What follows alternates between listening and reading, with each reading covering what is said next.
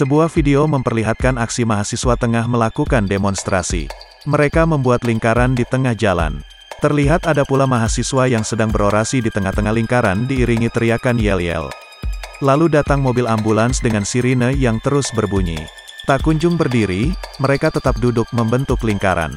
Hingga, seorang ibu keluar dari mobil ambulans dan meminta jalan pada mahasiswa. Namun, disambut dengan yel-yel teriakan.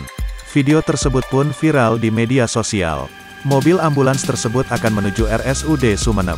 Namun, dihalangi oleh mahasiswa PMMI yang melakukan aksi demonstrasi dan bakar ban di depan kantor Pemda Sumeneb.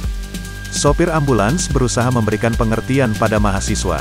Namun, tak diberikan, sehingga mobil ambulans akhirnya harus putar arah dan mengambil jalur lain. Atas kejadian tersebut, banyak warganet yang merasa geram melihat tingkah mahasiswa.